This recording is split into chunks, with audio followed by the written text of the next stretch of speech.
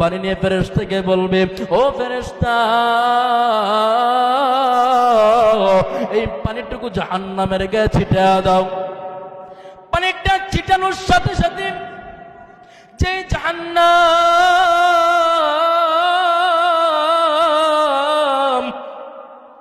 70,000 ফেরেশতা ধরে রাখতে পারে না, ওই জাহান্নামের গায়ে যখন পানিটা ছিটিয়ে দিল রে বান্দা, সাথে সাথে জাহান্নামটা পিছন দিকে দৌড়তেছে, পিছন দিকে দৌড়তেছে।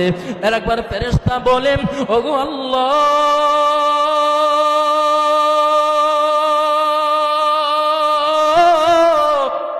এটা কোন নদীর পানি, এটা কোন সাগরের পানি গো মালিক, এটা কোন জমজমের পানি, এটা কি আবে হায়াতের পানি? আল্লাহ বলে, ও ফেরেশতা, এটা কোন জমজমের কোন পানি না, এটা কোন আবে হায়াতের কোন পানিও না, এটা কোন নদীর কোন পানি না, এটা কোন হাউজে কাউসারের কোন পানি না, এটা হলো আমার বন্ধুর গুনাহগার উম্মতের চোখের পানি। আমার বন্ধুর গুনাহগার উম্মতেরা গুনাহ করতে করতে যখন এক পর্যায়ে যখন চিন্তা আসলো দুনিয়াটা কিছুই না, দুনিয়াটা কিছুই না, চোখের সামনে